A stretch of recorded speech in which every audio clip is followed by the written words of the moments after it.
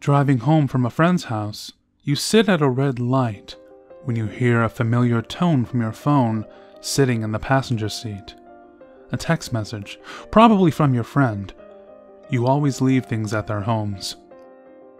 Being a responsible driver, and the light's still red, you open the message and wait for a moment for the image to load.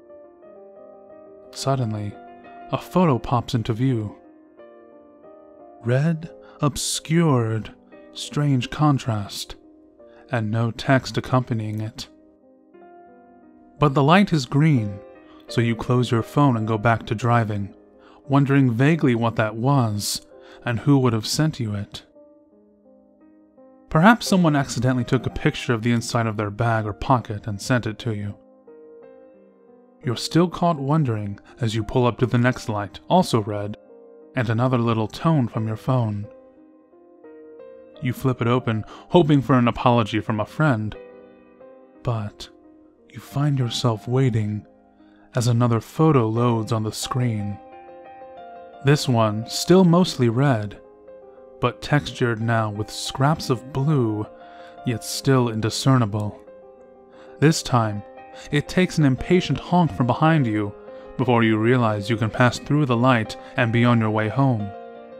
Closing the phone, you continue on your way. You sit uncomfortably now as the tone rings again at yet another stop signal. You pause, hesitate, and then open the phone. The picture is suddenly much more clear. That scrap of blue seems to be the ragged edge of a bit of denim, half blood-soaked and laying across a pile of entrails, torn straight through the back of a human torso. You can only see from the bottom of the shoulder blade to the tops of the thighs, but it's unmistakably human. Blue-white spinal bones smeared in blood, tubes of intestine trailing out between ragged-looking spinal tissue, and going out of the frame of the picture. You choke back a throatful of bile and throw the phone back into the passenger seat, happy to be on your way again, and dreading the knowledge that you won't be able to not look as you hear that tone again. There is some relief as you realize there are no more stoplights before you reach your home. But as you pull up to that red stop sign, the bottom of your stomach drops out, and you feel a cold sweat build on the back of your neck. You have already picked up the phone, even before that telltale little tone has told you there is a message.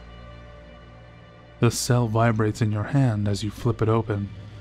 Your mind gone on autopilot, driving home with your eyes on the screen, and the newest photo loads. Intestines piled, almost artistically, to the side of the body, scalp ripped free and no hair discernible, and that sickening contrast of darkening red on blue.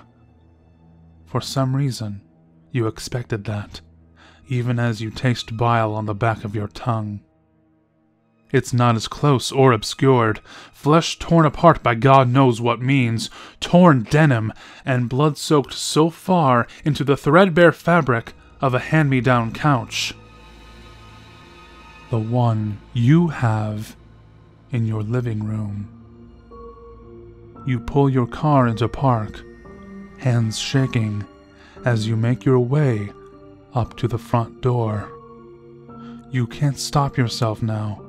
Your body's just doing as it normally would, but your finger frantically scrolls down the screen, finding no name, no phone number, and a time dated on the message, 3 minutes from now. You put the key in the door as you try shrugging off your denim jacket.